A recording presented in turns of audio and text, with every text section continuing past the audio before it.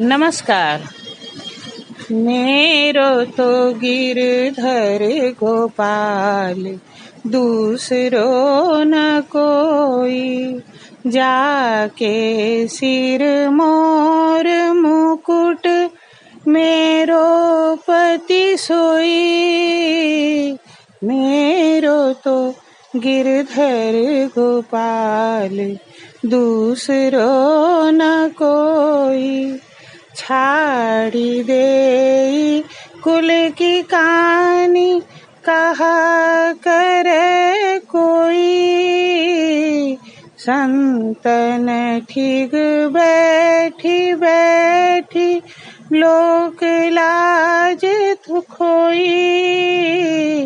दासी मीरा लाल गिरधर, तारो अब मोही।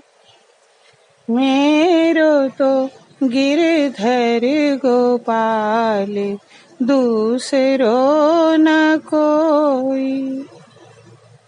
आइए अब दूसरे पद की ओर।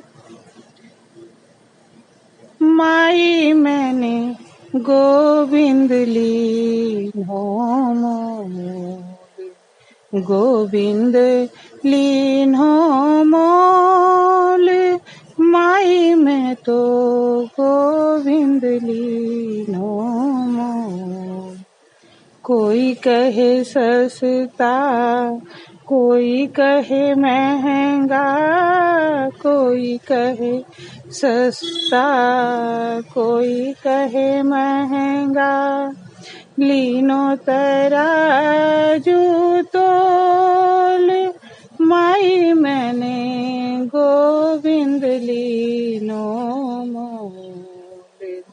कोई कहे चोरी, कोई कहे सानी। कोई कहे चोरी, कोई कहे सानी। लीनो बजंता ढोल, माई मैंने गोविंद लीनो मोल। कोई कहे गोरा, कोई कहे काला। कोई कहे गोरा, कोई कहे काला। लीनो अमोलक मोल, माई मैंने गोविंद लीनो मोल। मीरा के प्रभु गिरधर नागर, मीरा के प्रभु गिरधर नागर। आवत प्रेम के मोल, माई मैंने गोविंद लीनो मोल।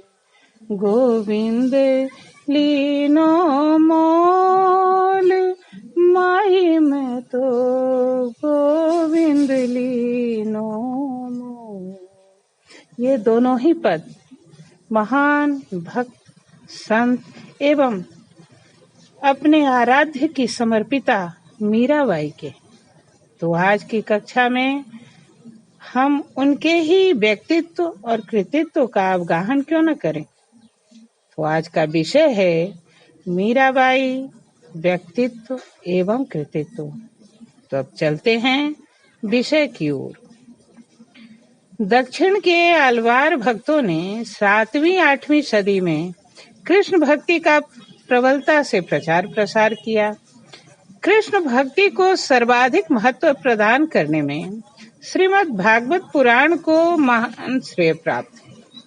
कृष्ण भक्ति शाखा के काव्य का विकास प्रायः मुक्तक के रूप में ही हुआ है। वैसे अष्टछाप के भक्त कवियों की संगीत लहरी में भक्त सदैव स्नापित होते रहे हैं, किंतु इनके अतिरिक्त भी कृष्ण भक्ति की धारा अन्यत्र भी प्रवहमान रही है।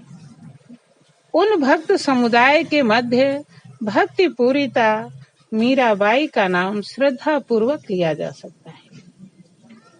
मेड़तिया घरे जन्म लियो है, मीरा नाम कहायो। अतः इनका जन्म पुराने जोधपुर राज्य अंतर्गत मेड़ता में हुआ था। जोधपुर राज्य के संस्थापक राव जोधा जी इनके पितामह थे और राजा रत्नसेन की ये पुत्री थी। इनको बालपन से ही गिरधारी लाल का इष्टत्व प्राप्त था तथा ये उन्हीं से अपने को विवाहित समझती भी थी। इनका सांसारिक विवाह भोजराज जी से हुआ था, किंतु कुछ दिनों के पश्चात इनके पति देव की मृत्यु हो गई और ये संतों के सत्संग में अपना जीवन व्यतीत करना चाहती थी।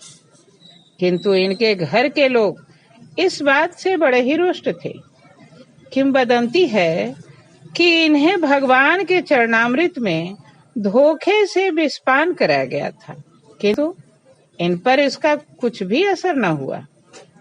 राणा जी ने भेजा विष का प्याला, सो अमृत कर पीजियो जी। तुलसीदास से भी इनका पत्र व्यवहार होना बताया गया है। गोस्वामी जी का निम्नलिखित पद इनके ही पत्र के उत्तर में उद्धृत प्रतीत होता है। जाके प्रिय न राम वैदेही, तजिय ताहि कोटि वैरी सम, यद्यपि परम स्नेही। मीराबाई के पद 4 ग्रंथों में संग्रहित हैं। पहला नरसी जी का मायरा, दूसरा गोविंद टीका, तीसरा राग गोविंद और चौथा राग सोरठा के पद। इन्होंने रैदास जी को अपना गुरु स्वीकार किया था। देखिए उसकी बानगी, गुरु मिल्या रैदास, दिन्ही ज्ञान की गुटकी। इनकी वाणी को गुजरात में अत्यधिक आदर और सम्मान मिला। इनके कुछ पद राजस्थानी में भी हैं तथा कुछ शुद्ध ब्रज भाषा में भी। इनके पदों में तन्मयता का प्राचुर्य है। इनकी प्रेम पीड़ा में सत्व की भावना दृष्टिगोचर होती है। इन्होंने गोपियों का विरह वर्णन न कर स्वयं अपना विरह निवेदन किया है। इनके पदों से इनकी तीव्रतानुभूति का परिचय मिलता है। इन्होंने अपनी तन्मयता के कारण ही इतनी ख्याति प्राप्त की है तथा हृदय की दिव्य संवेदना के कारण ही इनकी वाणी में इतना बल आ सका है। इनके पद जो तुम तोड़ो पिया तथा मैं तो गिरधर के घर जाऊं, इनके संपूर्ण समर्पण भाव को ही प्रदर्शित करते हैं। इनके पदों में प्रेम का निजत्व प्रोद्भासित होता है। इसी की छाया लेकर कवि सम्राट खिंडनाथ ठाकुर ने अपनी गार्डनर नाम की कविता की, जिसमें बागवान रानी से उनके यहाँ नौकरी करने की प्रार्थना करता है।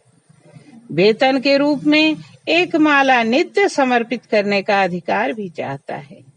मीरा के सुमिरन पाइए खर्ची का ही भाव है।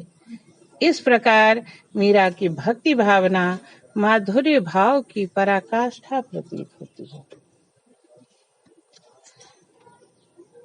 आज की कक्षा आप सभी को कैसी लगी बताइएगा अवश्य। तभी तो मैं अन्य महान विभूतियों से आपका परिचय करवाऊंगी। तो आज के लिए बस इतना ही।